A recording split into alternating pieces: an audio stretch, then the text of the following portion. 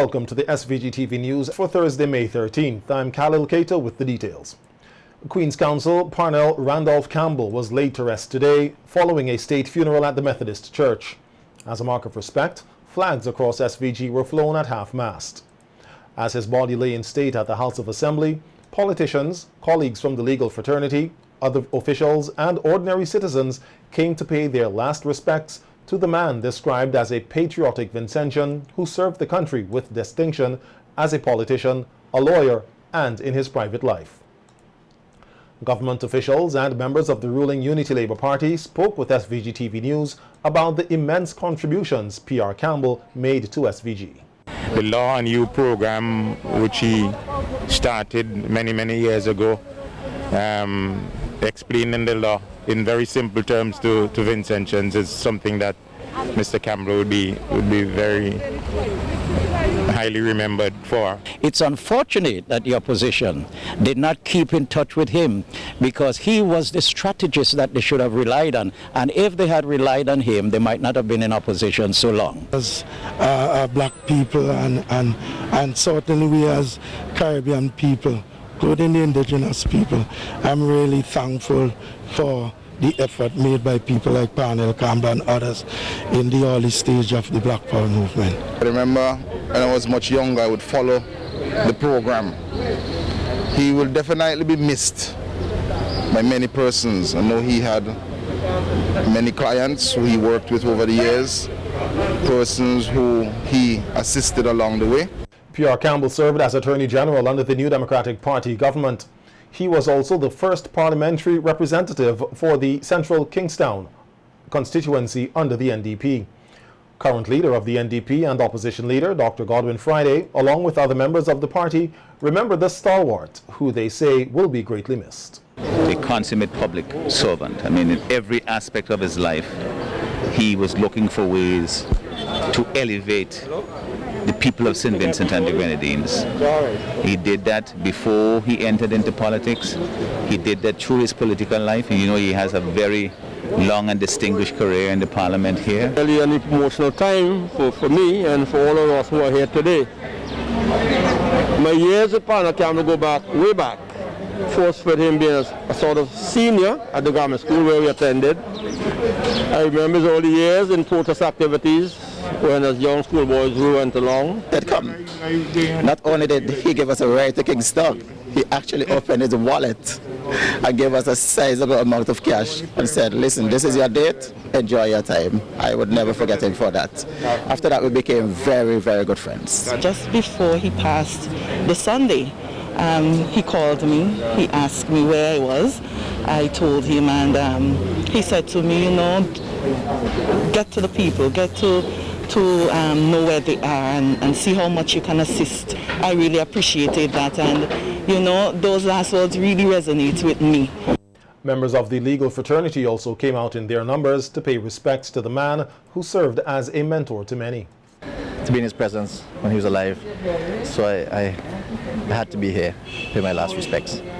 He was a great man. I think he helped to make me, from those days in sixth form, the person I am. His love and attention for detail, he really impacted us as students, and that's what I remember most about him. Professionalism with which he conducted himself, the lessons that he taught all of us as his juniors will be forever etched in my memory. Certainly, I think it's a benefit and an asset that we are losing in the profession.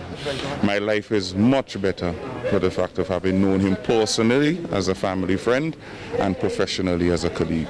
Persons from all walks of life waited in a long line to ensure they got a final glimpse of the man who offered legal advice on the popular The Law and You program on SVG-TV for the past 24 years. Many said they knew him from Barley as a simple person who touched their lives in one way or another. I used to cook blackfish for him, and he also helped my daughter to go to girls' high school and also college. And he even came to my mother's funeral, so I come today to support him. He's one out of the million who come from Barley. I come to pay my respect to the last to him. I was homesick and I come out pay my appreciation to him, because I really miss him a lot.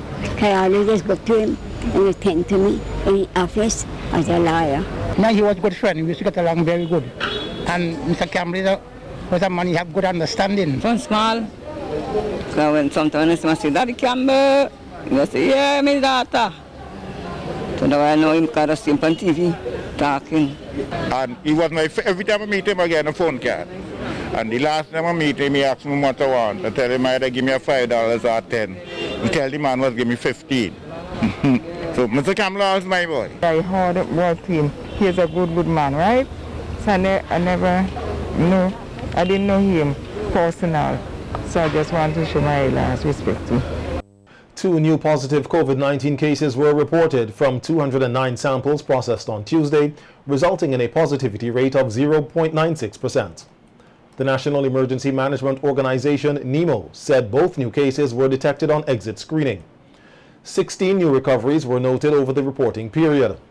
152 cases are currently active and 12 persons with COVID-19 have died. 1,928 cases of COVID-19 and 1,764 recoveries have been recorded in St. Vincent and the Grenadines since March 2020. The public is urged to continue to use masks, sanitize, physically distance, and get vaccinated in order to reduce the spread of COVID-19 in St. Vincent and the Grenadines. 4 emergency shelters remain on lockdown. They are located in Stubbs, Bayaboo, and North Union on the windward side, and the 4th in Barley on the leeward end.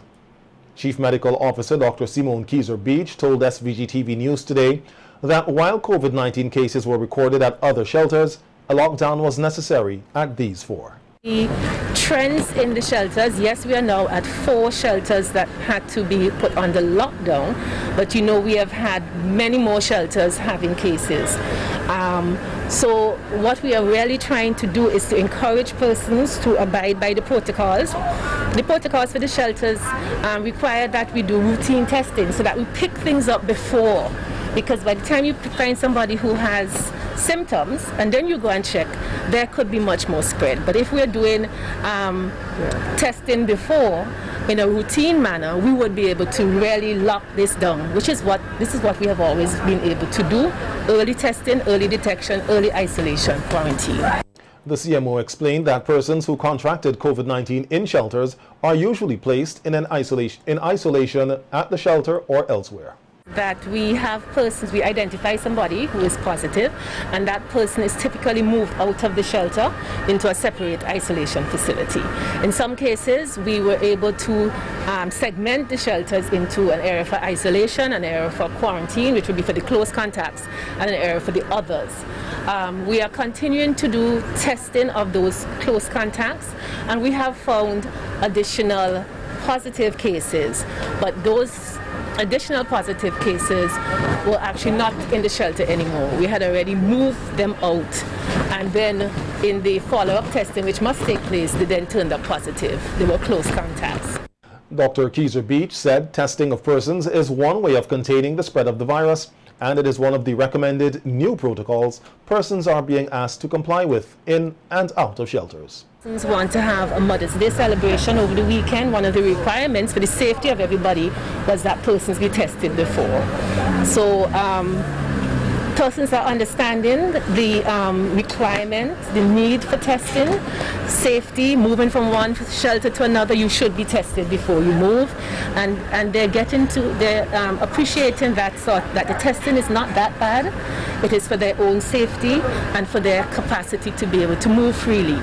Once you're tested, even though it's just your test now, you could be positive otherwise, but it at least allows you some peace of mind for yourself and the persons around you. Some updates now on the La Soufrière volcano. Lead monitoring scientist Dr. Thomas Christopher said there are still a few seismic activities being recorded from the volcano, including hybrid earthquakes. However, he said the volcano is less dangerous than it was a month ago. Speaking on a program on VC3 last evening, Dr. Christopher said that they can get closer to the volcano now without putting their lives at risk. And how we're interpreting them. But I think the good thing is that I think it's safe to say that the volcano is less dangerous now than it was in the middle of April. So I guess that is basically related to why the hazard level has been relaxed and dropped back down to orange, because it's not in a violent state at the moment. So people can get a bit closer to it now without their lives being in danger. You know, I mean, volcanoes behave differently. The one in Montserrat has been nibbling at our feet for 25 years. I mean, every now and again it like hits us on the knee. I think your volcano is a bit different. This is more like a heavyweight boxer, which comes at you really hard and beats you up really quickly and then goes away. So I kind of get the impression that when this eruption is over, La Soufrière will go back to sleep properly and not be really bothering people for a while. So I guess the main issue now is to try and figure out whether or not we think the danger has passed totally. Going forward, Dr. Christopher said the seismic team is hoping to reinstall monitoring instruments that were set up close to the crater rim and disappeared after the explosive eruption. The gas specialist said not having these instruments in place makes it difficult to monitor exactly what is happening at the volcano. Would have known that we had some instrumentation on the mountain, some really close to the dome, some on the crater rim. I mean, all of that has disappeared. So that needs to be put back in, and that would be a couple of seismometers, 2 cameras, and the EDM network. There's also some instrumentation that never made it up onto the mountain, which we want to put in as well. Because one of the things that we have realized, or which is obvious to us, that before we were having these so-called dome emplacement events, this is before the earthquakes started happening in March. Now, those were only picked up on one instrument, which is the one on the crater rim. We don't have that instrument. So that is one of the reasons why we can't say with any certainty if there is a dome being in place, apart from the fact that we can't see inside of the crater. But if we had that instrument intact and it was showing us similar events, then we could probably say with a bit more confidence that we think that there's a dome. Director of the National Emergency Management Organization, NEMO, Michelle Forbes, said that the organization can account for 22,000 persons who have been displaced because of the explosive eruption of La Soufrière.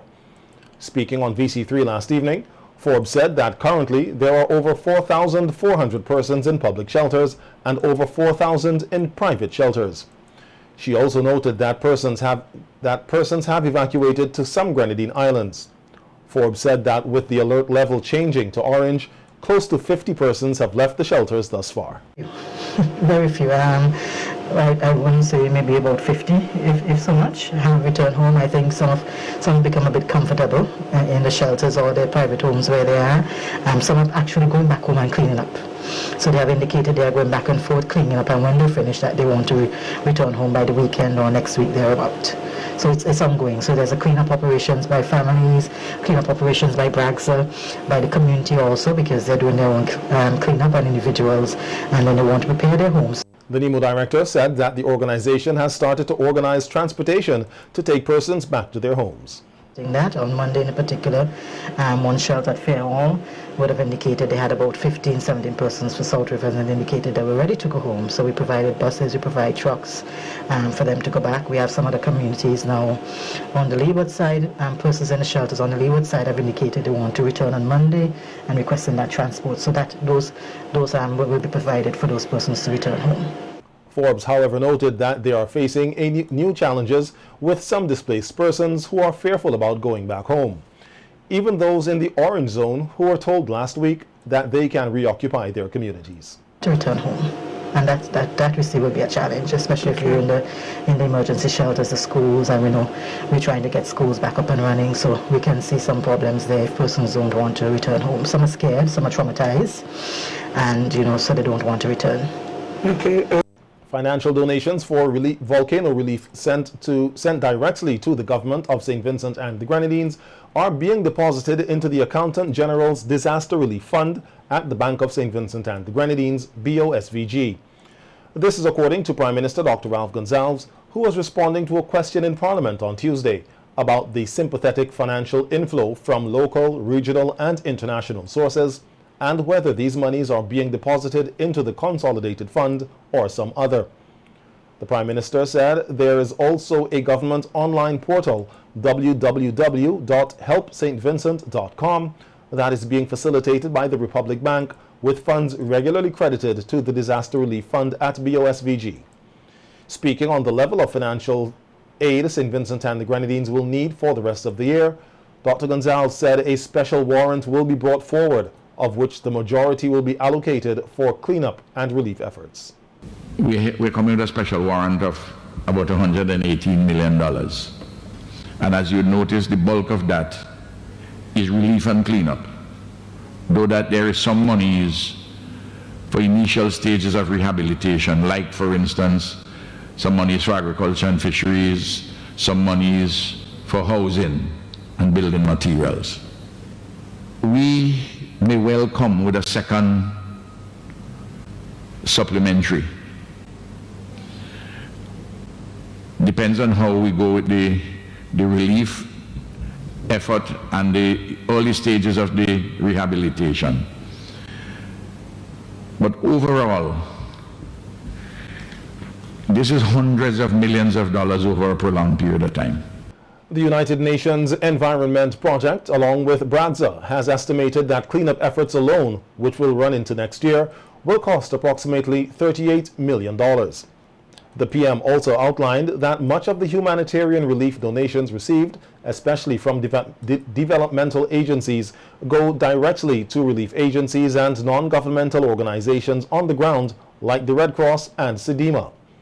He further noted that the $29.2 million the United Nations aims to raise in its Global Appeal Fund launched for St. Vincent and the Grenadines will go directly to the UN agencies on the ground like UNDP and the World Food Programme. No. The World Food Programme is going to give, the World Food Programme has started to, they did some vouchers, but they're going to do some cash transfers. They have to work with us, with the list, which is their social development, which at this time, dealing with this matter, they are part of NEMO, or the act is constructed, the law is constructed. Similarly, Red Cross is giving out packages. The SVG Christian Council says it is aware of the serious allegations made regarding a shooting incident that purportedly involves two public figures whose offices are of significance in key institutions of law and order and democracy. In this regard, the Council urges all citizens regarding this and other such matters to resist the temptation of trial by media and for the investigations and appropriate actions to be pursued with utmost diligence and swiftness. The Council said it believes as well that justice must be done, and every effort should be made to ensure that justice is seen to be done, as this is critical to national well-being. Minister of Tourism and Culture Carlos James has revealed that while considerations were being given to some variation of Vincimas to be held this year with both virtual and physical events, the April 9th explosive eruption of La Soufrière has derailed those plans. He told Parliament on Tuesday that this, coupled with the low inoculation of Vincentians, just under 10% of the population, it is unlikely that there will be any celebrations during the traditional June to July period. He noted, however, that a later production of some variation is possible. Unlikely that we'll have a Vincimas 2021 within the time frame of June, July, as we normally would have it.